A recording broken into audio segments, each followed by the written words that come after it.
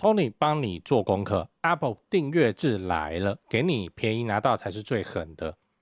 先说结论了，Apple 的订阅制确定来了，价格超甜，也很夸张。嗨，我是电商 Tony 陈，欢迎收看 Tony 帮你做功课系列。我这个系列就不讲大道理，只带你看精彩的商业案例跟八卦。你也可以思考看看能不能运用在自己的公司身上。如果能确实增强你的生意，也不用谢我，永远记得善待你的员工跟客户就好。好了，我们开始吧。我上一集跟你讲了外送专法上路，这次我跟你讲 Apple 发动订阅制不是软体硬体的这次来聊一个新闻标题我念一下 ，Apple 推出 Apple Upgrade 的订阅方案，除了应对涨价，背后真正的算盘是什么？你看这个图，你仔细看，这认真，新机怎么会是这个颜色？这个要是我在内部提案报告，我弄这个。我是不是马上就被 boss 这样轰出门了？是认真，很赶呢。不愧是苹果。那内容是这样，就是根据彭博社的报道 ，Apple 即将推出租赁方案那 Apple Upgrade 在我写稿的时候已经推出了，正式推出了。那目前是仅限美国市场，而且它申办以前要做那个信用调查。实体门市跟线上都可以直接办理。然后目前硬体订阅制的产品里面它那个硬体包含的蛮全面的呢，产品线大概都有呢 ，iPhone 17系列都可以用订阅，然后因为它推出很多那个订阅制的产品真的很多很多种，不可能每个都讲所以我接下来就来用 iPhone 17当例子来说给你听。好，那这个订阅制其实 Apple 以前就在考虑了，只是基于财务风险跟金融法规的考量，2024年在内部就喊停你知道那个 Apple 以前有做过 Apple Card 吗？就是苹果的信用卡，你刷什么都给你有没有1%回馈之类的，然后后来财务上爆掉了因为烂人太多，所以他现在又要搞这种订阅制跟财务息息相关的东西，他就会怕是跟谁配合的？等一下跟你讲。好，那现在开始喊订阅制，我先说结论未来的 Apple 要卖更贵，为什么要推？就可能要更贵啊。那他怕消费者一时无法接受，所以就用订阅制来让消费者觉得还可以，蛮便宜的。然后 Apple 涨价的题目我之前就有做过一支影片了你可以切去看一下我继续那这个订阅制到底会变得多便宜？我告诉你，非常有感的便宜你看我框起来的地方，美国人月付34.99美元，你要把它想成美国的收入美国赚钱美国花那月付34.99美元。然后绑约2年就可以了好，那 iPhone 17 Pro Max 多少钱？就橘色最大支的那个，好，1199美元。那我来算一笔账你今天签了这个合约以后，月付34.99美元，就35块美金嘛。那你付了2年以后，你总共付掉多少钱？我帮你算好了839.76美元，对不对？然后这台 iPhone 17 Pro Max 你要买断的话，是卖你多少？1199美元，怎么会这样？所以这中间差额是多少？359.24美元就等于是360块美金换成台币的话，11645块，哇！苹果佛心居然让你便宜就去拥有最顶规的 iPhone， 很夸张而且你月缴34.99美元你折合台币是1134块。这个不就跟那个月租费差不多网络的月租费差不多，那就可以拿到苹果最新的手机。是你要不要签？是我要签真的很便宜啊！你用台湾人的收入来看，其实都算便宜。你更遑论美国人的22K 22K 一定会冲去签这个东西，因为他都负担得起。所以这个分期是一个蛮邪恶的东西那它同时绑定了2个东西，第一个就换机的欲望啊。因为你现在就在订阅制，所以你要换机你也没办法换，提前解约会有违约金，就是把剩下的一次付清那第二个是换机的时间，我刚才说订阅的期限是多久一约签多久？签2年为什么要设定2年？因为它就是打算按部就班的让你2年以后可以换最新的手机，换哪支？你2年后你可以直接换顶规就是刚出的最新的 iPhone 然后再绑2年约我说明一下2年之后会发生什么事你有3个选项，来，第一个直接换新机，可是你旧机要退回去废话旧机退回去，那表示他们有旧机、二手机、中古手机的销售渠道的处理方式。来，第二个不续约那你也是要把手机退回去哦，这是当然哦。第三个不续约，你可以直接付差额把手机整个买下来哦。那如果你都不选的话，可以继续缴6个月的订阅费，等在缴了6个月以后，系统会默认你就是要买下这张手机哦，所以就直接帮你刷卡。那再来你要知道为什么苹果现在要做订阅制了啊？我先来讲大家普遍认同的说法哦，就是订阅制这东西早就该，你软体订阅的不要，那你硬体的订阅怎么到现在才开始？2026才开始哦，2个原因。来，第一个哦，帮你出价差的人不是苹果嘞，是一间叫 Klarna 的公司哦，这是瑞典语，瑞典发音哦，是瑞典的先买后付业者哦，其实就是玩钱的，玩金融的，先买后付哦，台湾也有，你应该也知道，就是会由金流业者先垫钱给商家，然后这个金流业者哦，就负责去跟消费者去催，然后看他要赚几趴这样，所以 Apple 就不用担心说消费者未来没有付钱要怎么处理了，因为 Klarna 都帮他代垫掉了，好。苹果就高高在上，优雅的卖订阅制的梦想，然后这个他就是跟人家会把收集好的钱价差哦，他自己向消费者慢慢收，可是他一开始就要全部整笔就垫给 Apple。来，第二个原因是为了推动什么 Apple Intelligence， 苹果智能。那你看我框起来的地方哦，市面上现在有8.5亿只 iPhone 无法执行基本的 Apple Intelligence 功能，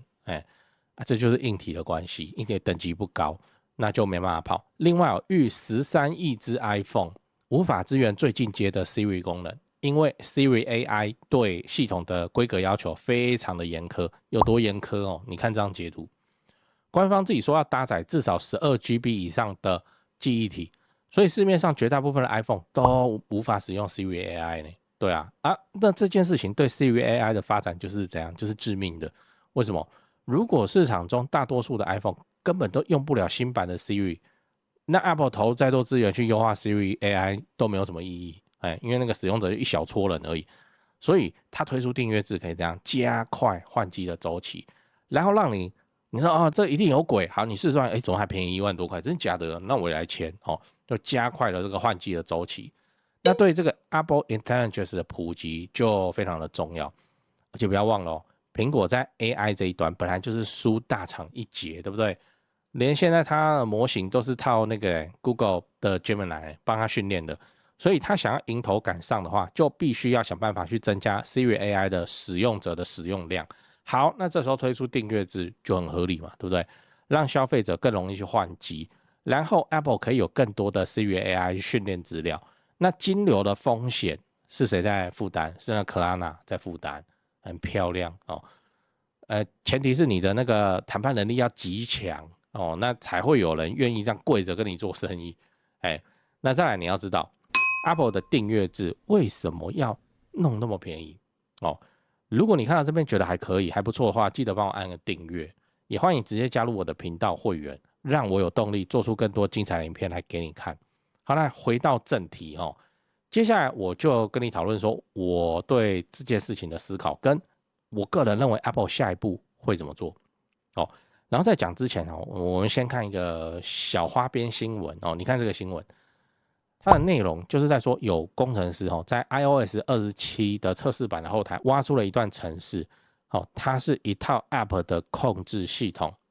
那允许授权的融资或是提供者应用程式注册 iPhone， 执行持续的检查状态并且能够做到禁止 App 运作，那只能够使用电话、App Store、钱包等等的功能。好，这是什么意思？就是说你要是弄一弄以后不缴钱或是怎样的话，你 iPhone 会变严格版，它远端就可以直接把你弄得只剩下可以正常打电话然后传简讯的功能而已，就这样。好，那什么情况之下会需要你让消费者的 iPhone 变成严格版远端控制不就是分期付款就逾期未缴安诺都安诺，那我就远端锁你的功能等你缴钱以后我再开放给你，系统都写好了。然后这个功能被扒出来之后，官方出来辟谣他说我们绝对不会因为用户没有缴钱，我继续锁他手机的功能。那你写这干嘛？掩耳盗铃，所以我们就把它视为一个公关话术就好，反正等之后他要启动这个功能。他再来卖惨就好，卖惨卖法我也想到了，就我演给你看，就说我们发现超过200万只 iPhone 都逾期缴款，为了维护付款者的权益，我们只能把这些未缴款的 iPhone 功能都锁起来，安诺都安诺哦，非常合理，对不对？哦，好，来我们继续，为什么 Apple 要给出这么优惠的订阅制方案哦？你看我框起来的地方，官方保证你未来缴的钱绝对不会超过这只手机的零售价，你要整只买下来也是付掉差额就好。那 Apple 到底在赚什么？他除了赚手机钱以外，他想要多赚的，我告诉你是周边的钱。什么意思？你看我划线的地方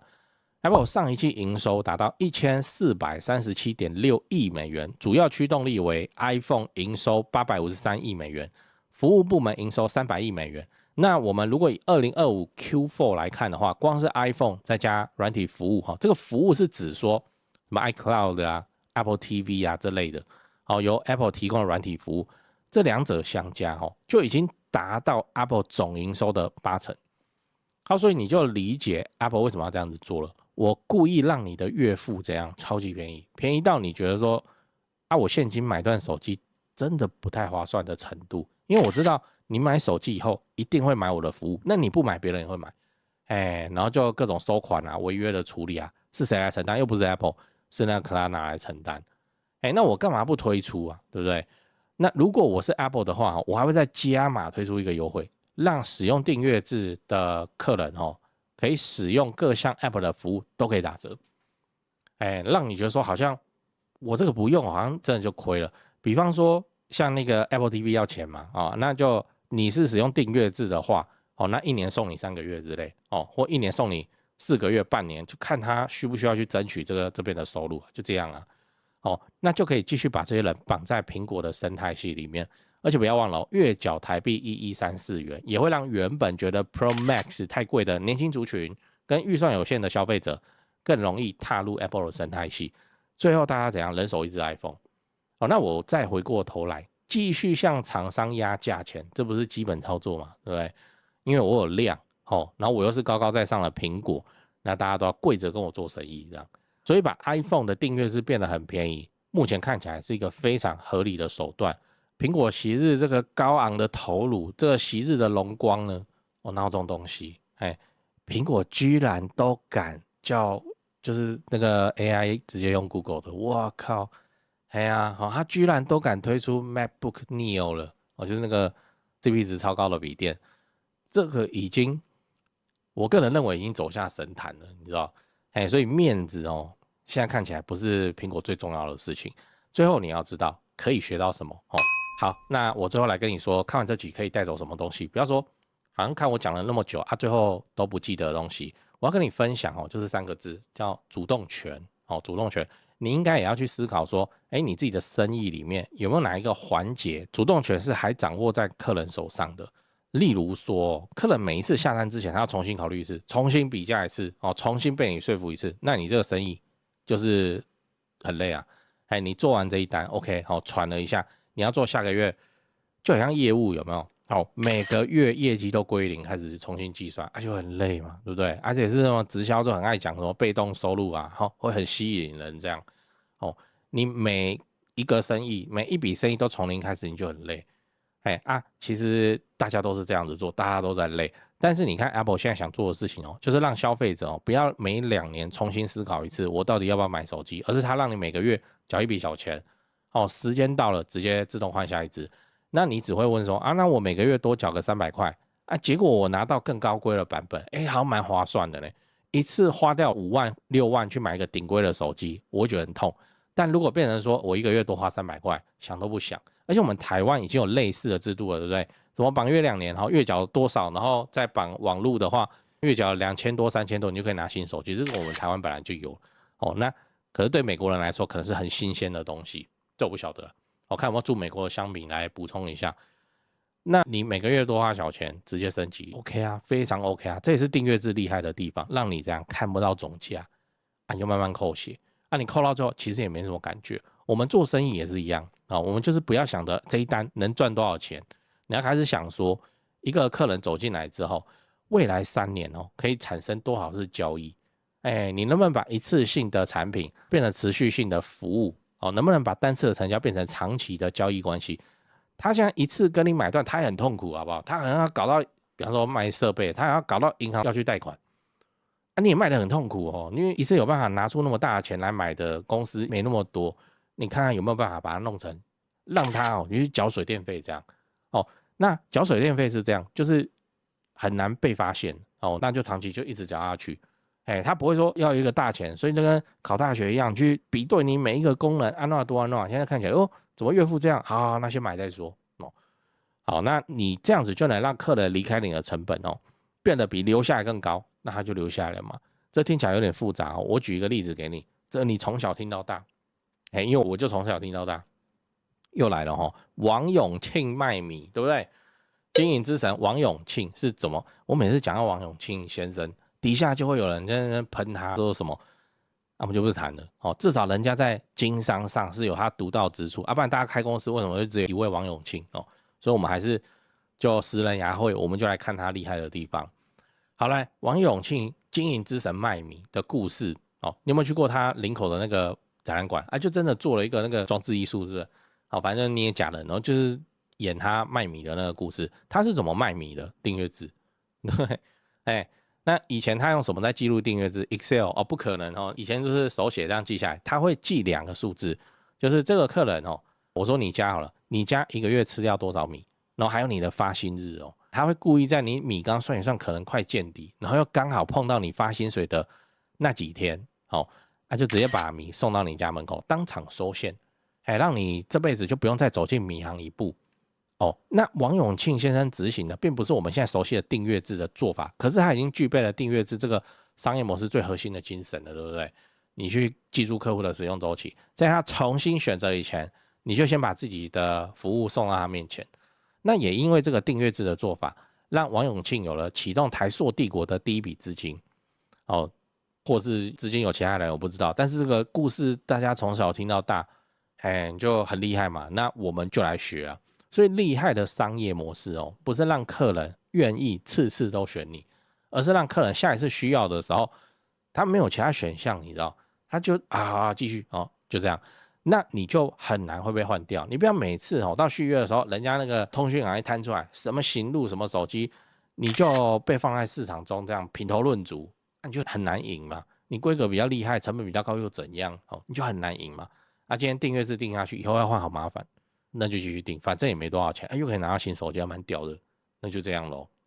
你也可以思考一下，说你自己的生意有没有可能可以开发出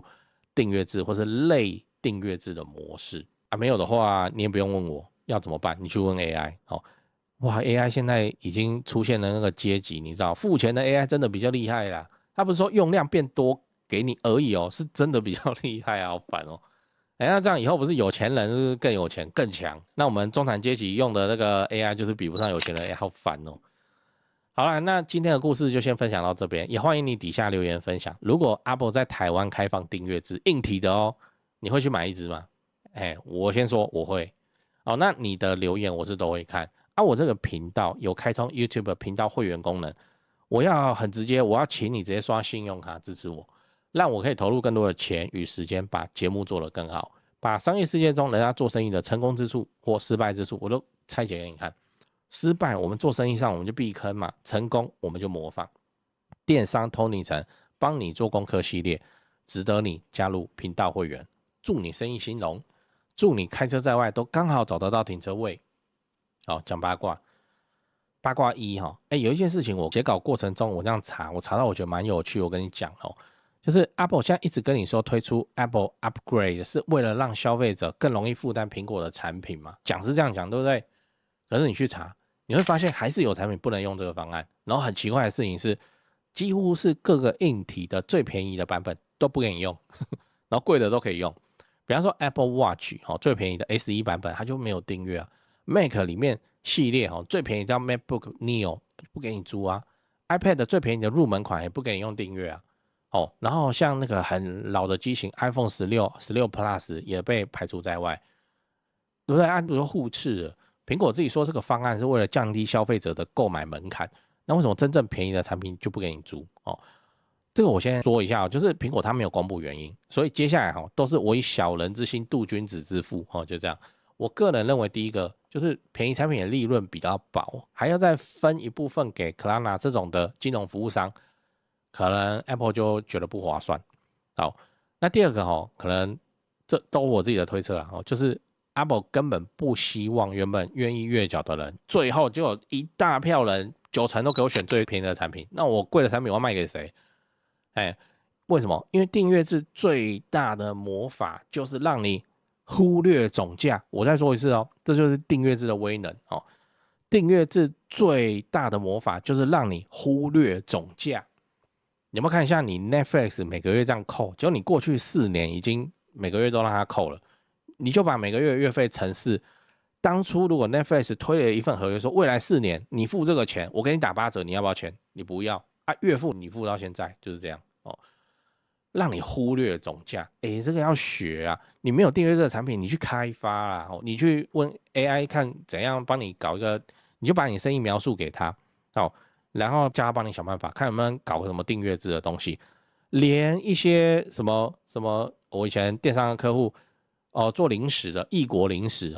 都会去开发服委会我们每个月帮你补2箱零食好不好？那个总务头脑都蛮好，因为这样他就不用自己买。然后逢年过节要拜拜主会帮你弄订阅制只要那间公司没倒，花这个小钱都不会痛。那总务也省得麻烦，他就会去提案说，我们签他们的服务，订阅制跑出来。你说卖零食订阅制好像还算合，那我卖什么什么的，有没有办法用去问 AI？就这样。你看一台5万块的手机你自己可能买不下去，但是低阶款给你月付800，高阶款月付1100，你要不要买？你脑袋就会想说我都月付800了，我再多花300，我就是 Pro Max， 哇，那我就来花，对不对？这个就是 Apple Upgrade 它表面上在帮你降低门槛，实际上再怎样，再让你重新设计一趟你看价格的方法。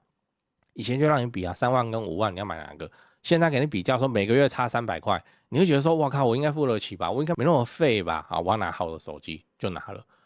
总价藏在月缴后面，高阶产品就没那么贵，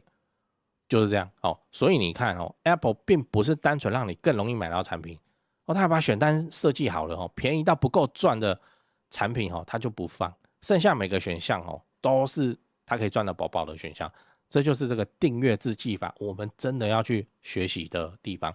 订阅制技法也不是说完全都只有正面效果，我不是也拍过一集 Xbox。推出那个游戏吃到饱的订阅制，还不是就挂了OK， 好，那你去参考看看订阅制的技法能不能用在自己的生意上像我们都会讲嘛，就做生意要做什么生意？做那个水电费的生意。为什么大家就是缴到变习惯，